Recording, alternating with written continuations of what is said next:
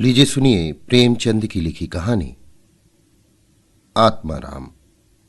वाचन समीर गोस्वामी का है। वेदोग्राम में महादेव सोनार एक सुविख्यात आदमी था। वो अपने साइबान में प्रातः से संध्या तक अंगीठी के सामने बैठा हुआ खट खट किया करता था। ये लगातार ध्वनि सुनने के लोग इतने अभ्यस्त हो गए थे कि जब किसी कारण वो बंद हो जाती तो जान पड़ता था कोई चीज गायब हो गई है। वो नित्य प्रति एक बार प्रातःकाल अपने तोते का पिंजड़ा लिए कोई भजन गाता हुआ तालाब की ओर जाता था। उस धुंधले प्रकाश में उसका जर्जर शरीर, पोपला मुंह और झुकी हुई कमर देखकर किसी अपरिचित मनुष्य को उसके पिशाच होने का भ्रम हो सकता था। जो ही लोगों के कानों में आवाज आती, सत्य गुरुदत्त शिवदत्त दाता, लोग समझ जाते कि भोर हो गई। महादेव का पारिवारिक जीवन सुखमय न था। उसके 3 पुत्र थे, 3 बहुएं थीं, दर्जनों नाती पोते थे, लेकिन उसके बोझ को हल्का करने वाला कोई न था। लड़के कहते, जब तक दाता जीते हैं हम जीवन का आनंद भोग लें, फिर तो ये ढोल गले पड़ेगी ही। बेचारे महादेव को कभी कभी निराहार ही रहना पड़ता। भोजन के समय उसके घर में साम्यवाद का ऐसा गगनभेदी निर्घोष होता कि वो भूखा ही उठ जाता और नारियल का हुक्का पीता हुआ सो जाता। उसका व्यावसायिक जीवन और भी अशांतिकारक था। यद्यपि वो अपने काम में निपुण था, उसकी खटाई औरों से कहीं ज्यादा शुद्धिकारक और उसकी रासायनिक क्रियाएं कहीं ज्यादा कष्ट साध्य थीं। तथापि उसे आए दिन शक्की और धैर्यशून्य प्राणियों के अपशब्द सुनने पड़ते थे। पर महादेव अविचलित गंभीर से सिर झुकाए सब कुछ सुना करता था।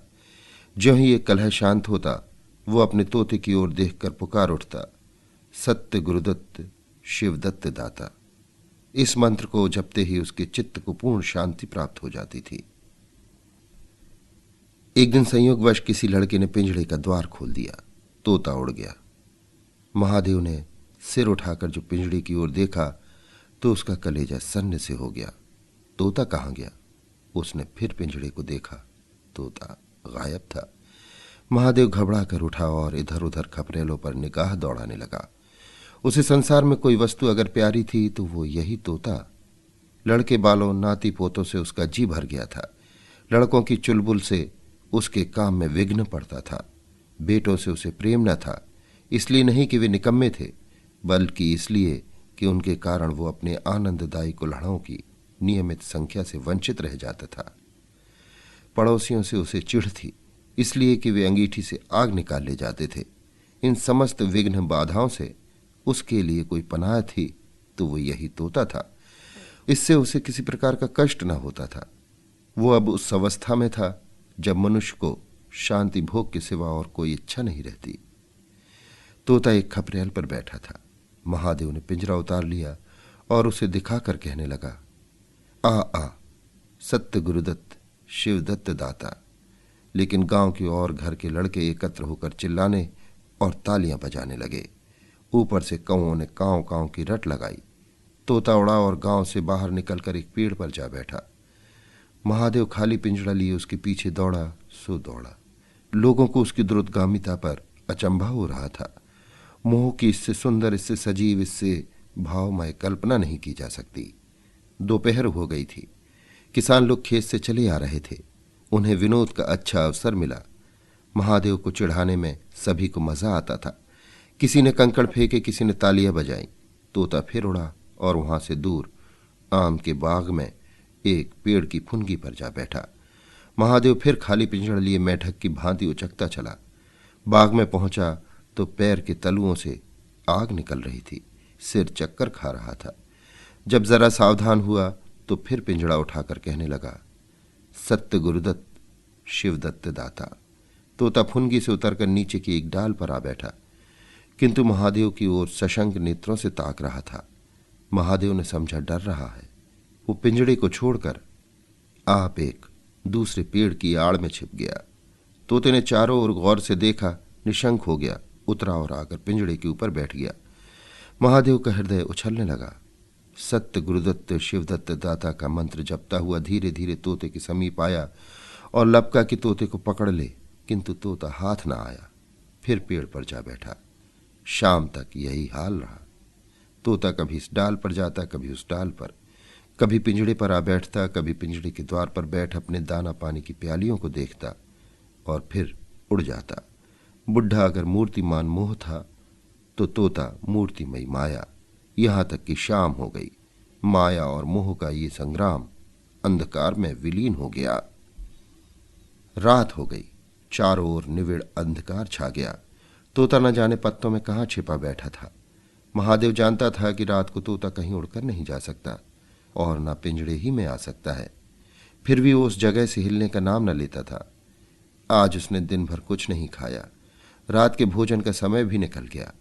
पानी की बूंद भी उसके कंठ में न गई, लेकिन उसे न भूख थी न प्यास। तोते के बिना अपना जीवन निस्सार, शुष्क और सूना जान पड़ता था। वो दिन रात काम करता था, इसलिए कि ये उसकी अंतःप्रेरणा थी। जीवन की ओर काम इसलिए करता था कि आदत थी। इन कामों में उसे अपने सजीवता का लेश मात्र भी ज्ञान न होता था। तोता ही वो वस्तु था जो उसे चेतना की याद दिलाता था। उसका हाथ से जाना जीव का देह त्याग करना था। महादेव दिन भर का भूखा प्यासा, थका मांदा रह रहकर झपकियां ले लेता था, किंतु एक क्षण में फिर चौंक कर आंखें खोल देता और उस विस्तृत अंधकार में उसकी आवाज सुनाई देती, सत्य गुरुदत्त, शिवदत्त दाता। आधी रात गुजर गई थी। सहसा वो कोई आहट पाकर चौंका। देखा एक दूसरे वृक्ष के नीचे एक धुंधला दीपक जल रहा है और कई आदमी बैठे हुए आपस में कुछ बातें कर रहे हैं। वे सब चिलम पी रहे थे। तमाकू की महक ने उसे अधीर कर दिया। उच्च स्वर से बोला, सत्य गुरुदत्त, शिवदत्त दाता, और उन आदमियों की ओर चिलम पीने चला गया।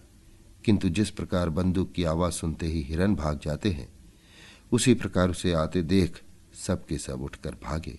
कोई इधर गया, कोई उधर। महादेव चिल्लाने लगा, ठहरो ठहरो। एकाएक उसे ध्यान आ गया, ये सब चोर हैं। वो जोर से चिल्ला उठा, चोर चोर, पकड़ो पकड़ो। चोरों ने पीछे फिर कर न देखा। महादेव दीपक के पास गया तो उसे एक कलसा रखा हुआ मिला जो मोर्चे से काला हो रहा था। महादेव का हृदय उछलने लगा। उसने कलसे में हाथ डाला तो मोहरें थी। उसने एक मोहर बाहर निकाली और दीपक के उजाले में देखा। हाँ, मोहर थी। उसने तुरंत कलसा उठा लिया और दीपक बुझा दिया और पेड़ के नीचे छिपकर बैठ रहा। साह से चोर बन गया। उसे फिर शंका हुई, ऐसा ना हो चोर लौट आवें और मुझे अकेला देखकर मोहरें छीन ले। उसने कुछ मोहर कमर में बांधी, फिर एक सूखी लकड़ी से जमीन की मिट्टी हटाकर कई गड्ढे बनाए। उन्हें मोहरों से भरकर मिट्टी से ढक दिया। महादेव के अंतर्नेत्रों के सामने अब एक दूसरा जगत था, चिंता और कल्पना से परिपूर्ण। यद्यपि अभी कोष के हाथ से निकल जाने का भय था, पर अभिलाषाओं ने काम करना शुरू कर दिया।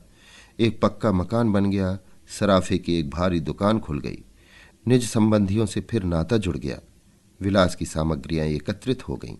तब तीर्थ यात्रा करने चले और वहां से लौटकर बड़े समारोह से यज्ञ ब्रह्म भोज हुआ। इसके पश्चात एक शिवालय और कुआं बन गया। एक बाग भी लग गया और वो नित्य प्रति कथा पुराण सुनने लगा। साधु संतों का आदर सत्कार होने लगा। अकस्मात उसे ध्यान आया, कहीं चोर आ जाएं तो मैं भागूंगा क्यों कर। उसने परीक्षा करने के लिए कलसा उठाया और 200 पग तक बेतहाशा भागा हुआ चला गया। जान पड़ता था उसके पैरों में पर लग गए हैं। चिंता शांत हो गई। इन्हीं कल्पनाओं में रात व्यतीत हो गई। उषा का आगमन हुआ। हवा जगी, चिड़िया गाने लगीं। सहसा महादेव के कानों में आवाज आई, सत्य गुरुदत्त, शिवदत्त दाता, राम के चरण में चित्त लागा। ये बोल सदैव महादेव की जिह्वा पर रहता था। दिन में शास्त्रों ही बार ये शब्द उसके मुंह से निकलते थे, पर उनका धार्मिक भाव कभी भी उसके अंतःकरण को स्पर्श न करता था। जैसे किसी बाजे से राग निकलता है, उसी प्रकार उसके मुंह से ये बोल निकलता था, निरर्थक और प्रभाव शून्य। तब उसका हृदय रूपी वृक्ष पत्र पल्लव विहीन था। ये निर्मल वायु उसे गुंजरित न कर सकती थी, पर अब उस वृक्ष में कोपलें और शाखाएं निकल आई थीं। इस वायु प्रवाह से झूम उठा, गुंजित हो गया। अरुणोदय का समय था। प्रकृति एक अनुरागमय प्रकाश में डूबी हुई थी। उसी समय तोता पैरों को जोड़े हुए ऊंची डाल से उतरा, जैसे आकाश से कोई तारा टूटे, और आकर पिंजड़े में बैठ गया। महादेव प्रफुल्लित होकर दौड़ा और पिंजरे को उठाकर बोला, आओ आत्माराम, तुमने कष्ट तो बहुत दिया, पर मेरा जीवन भी सफल कर दिया।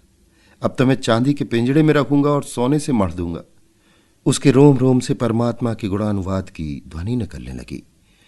प्रभु, तुम कितने दयावान हो। ये तुम्हारा असीम वात्सल्य है, नहीं तो मुझ पापी पतित प्राणी कब इस कृपा के योग्य था। इन पवित्र भावों से उसकी आत्मा विह्वल हो गई। वो अनुरक्त होकर कह उठा, सत्य गुरुदत्त शिवदत्त दाता, राम के चरण में चित्त लागा। उसने एक हाथ में पिंजड़ा लटकाया, बगल में कलसा दबाया और घर चला।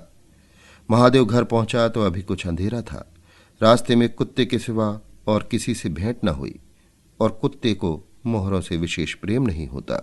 उसने कलसे को एक नांद में छिपा दिया और उसे कोयले से अच्छी तरह ढककर अपनी कोठरी में रखाया। जब दिन निकल आया तो सीधे पुरोहित के घर पहुंचा। पुरोहित पूजा पर बैठे सोच रहे थे, कल ही मुकदमे की पेशी है और अभी तक हाथ में कौड़ी भी नहीं, यजमानों में कोई सांस भी नहीं लेता। इतने में महादेव ने पालांगन की। पंडित जी ने मुंह फेर लिया। यह मंगल मूर्ति कहाँ से आ पहुंची, मालूम नहीं दाना भी मयस्सर होगा या नहीं। रुष्ट होकर पूछा, क्या है जी, क्या कहते हो? जानते नहीं इस समय पूजा पर रहते हैं। महादेव ने कहा, महाराज, आज मेरे यहां सत्यनारायण की कथा है। पुरोहित जी विस्मित हो गए, कानों पर विश्वास न हुआ। महादेव के घर कथा का होना उतना ही असाधारण घटना थी जितनी अपने घर से किसी भिखारी के लिए भीख निकालना। पूछा, आज क्या है? महादेव बोला, कुछ नहीं, ऐसी इच्छा हुई कि आज भगवान की कथा सुन लूं। प्रभात ही से तैयारी होने लगी। वेदों के निकटवर्ती गांवों में सुपारी फिरी। कथा के उपरांत भोज का भी न्योता था, जो सुनता आश्चर्य करता। आज रेत में धूप कैसे जमी। संध्या समय सब लोग जमा हुए और पंडित जी अपने सिंहासन पर विराजमान हुए तो महादेव खड़ा होकर उच्च स्वर में बोला, भाइयों, मेरी सारी उम्र छल कपट में कट गई। मैंने न जाने कितने आदमियों को दगा दी, कितने खरे को खोटा किया, पर अब भगवान ने मुझ पर दया की है। वो मेरे मुंह की कालिख को मिटाना चाहते हैं। मैं आप सब भाइयों से ललकार कर कहता हूं कि जिसका मेरे जिम्मे जो कुछ निकलता हो, जिसकी जमा मैंने मार ली हो, जिसके चोखे माल को खोटा कर दिया हो, वो आकर अपनी एक एक कौड़ी चुका ले। अगर कोई यहां ना आ सका तो आप लोग उससे जाकर कह दीजिए, कल से 1 महीने तक जब जी चाहे आए और अपना हिसाब चुकता कर ले। गवाही साखी का काम नहीं। सब लोग सन्नाटे में आ गए। कोई मार्मिक भाव से सिर हिलाकर बोला, हम कहते ना थे। किसी ने अविश्वास से कहा, क्या खाकर भरेगा, हजारों का टोटल हो जाएगा। एक ठाकुर ने ठठोली की, और जो लोग सुरधाम चले गए? महादेव ने उत्तर दिया, उसके घर वाले तो होंगे। किंतु इस समय लोगों को वसूली की इतनी इच्छा न थी जितनी ये जानने की कि इसे इतना धन मिल कहां से गया। किसी को महादेव के पास आने का साहस न हुआ। देहात के आदमी थे, गड़े मुर्दे उखाड़ना क्या जाने।